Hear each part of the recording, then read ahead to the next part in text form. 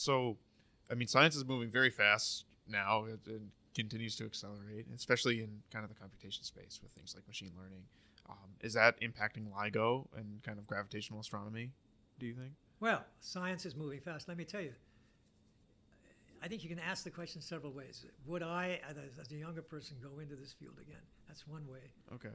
Today, I think I would. And I'll give you the argument. But should anybody else? I think it's one of the areas of real unknown. In other words, I'm not saying that the area you're in is not an area of unknown. I mean, it'd be wonderful to understand the whole neutrino hierarchy, although it's closer to being understood than some of the stuff that we're trying to deal with. And is that really, is the standard model even right? But it seems to work pretty well, but it has some pieces that don't fit. So, you know, I think gravity has the same problem, that don't fit. So, where are the challenges right now? I thought it's one of the big ones, and I know you guys are working on it, and I know that Peter worked on it, Peter Fisher worked on it, people all over, even people in gravity are now working on it, is trying to identify what is the dark matter. And there's no question that dark matter exists. I don't think there's any question of that. You see it in galaxies, you can map it. I mean, it's not a fiction. And just the fact that it doesn't interact with light, that's too bad, but it interacts, other things interact with it, like matter, other matter, because they interact gravitationally. So you can see the dark, see with a quotation mark, you can see where the dark matter is, and it's not uniform. It's lumpy. So you see lumpiness. And the fact that you see it in galaxies, I mean, but when it wasn't called dark matter, yeah, it was called dark matter, but it didn't have the impact of being dark matter in the global sense until people began to realize that it affected also the cosmic background radiation. In other words, I think and that's when it became mysterious again. I mean, the dark matter could have been anything.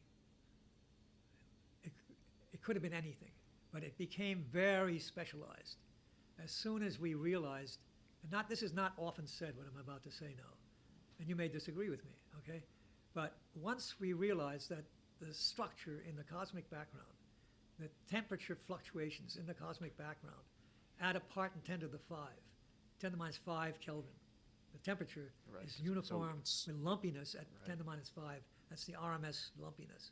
And how that spectrum, spatial spectrum, is made out, and that it has a Harrison-Zeldovich spectrum, all of that became known later, but what it's from. Where did it come from, this lumpiness? And you find out there's nothing that you can think of that would have made lumpiness on the scales that we see late in the universe. I mean, where the galaxies are, even, is responsive. The galaxy locations are responsive to that lumpiness. So it's really quite amazing. That lumpiness pervades. And where does it pervade from? It looks like it pervades from time t equals 0. Well, as close as you're willing to go with any theory about time at the time equals 0. I mean, in other words, it may have happened during inflation if inflation is the right theory. It might have happened near the end of inflation, but we now know that that's the only time when the universe was very small, spatially small, and communicative, that you could have made this kind of structure. And that structure was maintained and not disturbed by the heating of the universe that followed. In other words, somehow this lumpiness persisted through the goddamnedest chaos that existed as the universe got hotter and hotter and hotter and hotter and expanded. And how did it do that? It couldn't be ordinary matter because it would have been made uniform. So that's the real mystery of the dark matter. It really does not interact with infrared. It does not interact with light. And that was not completely known even when Vera Rubin first saw it with the galaxies. So it's a double mystery, but it became the same mystery. And so it's very important to find out what the hell the dark matter is, just for us, just to get straight what it is. And I don't know if the axion is the right thing. It solves some problems I know about, but I can't vouch for that it's the answer. But that's nothing as bad as this goddamn dark energy. Right. That dark energy is something like... so few people are looking into dark energy compared to dark matter. Well, you can't do anything. Yeah, That's a real because we don't know problem. what it is. Let me tell you a story about I. Rabi. I mean, I. Rabi was a famous atomic beamist. He was my mentor's mentor. He was a mentor for Zacharias. And Gerald told me a story about him when the muon was discovered. There's a famous story in physics, but you may not know it. And they had just discovered the muon they had discovered the muon in cosmic rays because it's easy to see there. Right. But Brookhaven had just made muons, and people had finally caught muons being made in an accelerator. And they told Rabi about this, and Rabi looked at them and said, "Who ordered that?" Because it just didn't fit into anything. Well, I look at that as the dark energy. Without that, we could have maybe lived a little longer. The dark energy is totally crazy.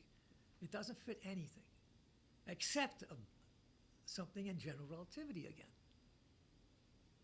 And the other mistake Einstein thought he had made. Cosmological constant. The cosmological constant. Now, is that an accident that it fits? I mean, it's just another term in the Einstein field equations, which you can add. And Einstein recognized it in a completely cockamamie way. I mean, probably you know the story, otherwise you wouldn't have said it, but I will say it for your audience.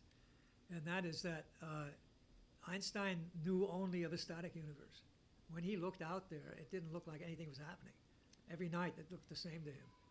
So he had to figure out a way to make gravity have a term that would have everything collapse on itself. I mean, a thing which has only gravity in it and nothing else would collapse. Right. It just can't avoid it.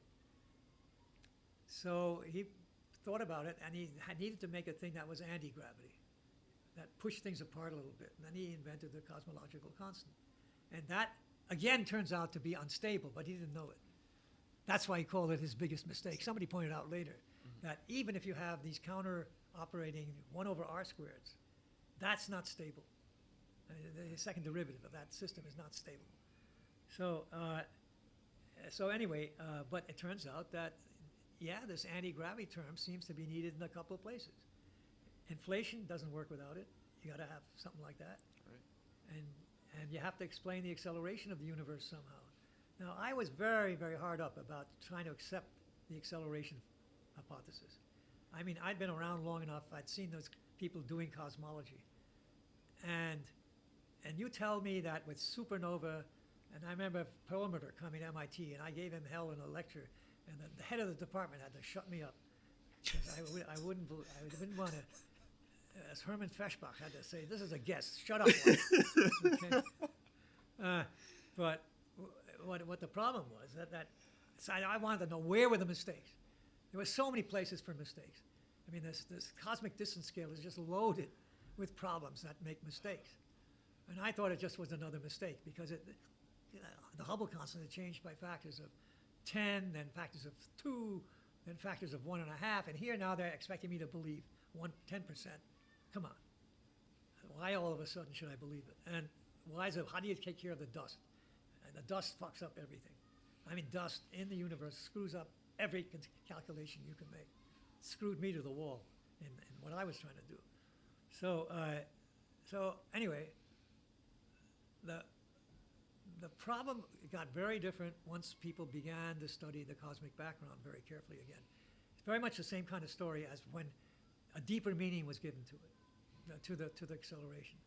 It turns out if you don't include the acceleration in the model that makes the lumpiness of the cosmic background, and you don't include that, then you don't get the full lumpiness. The energy somehow you have to. I'll tell you what it is. It has to do with the acoustic oscillations of the plasma that makes the cosmic background, and that depends on the temperature and the total mass density, or the total energy density. The total energy density is what's pulling it all together again, and the mass and the temperature is what's pushing it apart effectively. So it turns out you can't make a model that has the acoustic oscillations in the right places, and that you see, the acoustic oscillations, which are the density fluctuations of the plasma, which occur at very special spatial frequencies. And you won't get the right answer for the distribution of those frequencies unless you include that dark energy as a source for more energy in the universe. And something, I don't know the number, but it's over 90% of the energy in the universe is in the dark energy. Yeah. The dark energy is around 70%. Is it and 70%? then 25% is dark matter. And okay, around 70. 5%. Yeah. Okay, I forgot. Yeah. Okay, thank you. Yeah. And no, but it's the biggest piece. Yeah. And so you can't live without it. And I mean, the guys who discovered the thing with the supernova, it doesn't matter if they did make a mistake. It doesn't matter at all anymore. It's in the cosmic background, and boy, that's God-given. You look at that tells you more than anything we've ever done with the universe. Yeah. It's just amazing. So anyway, I think those two things are big, big puzzles. And yes, quantum gravity is another puzzle, but it's not of the same character. Yes, it's important to get it right. You'll never get the event horizon of a black hole right if you don't do it. But it isn't as organic to the way we're thinking about everything in physics, unless it turns out that somehow quantum gravity has something to do with the origin of the universe, which it probably does.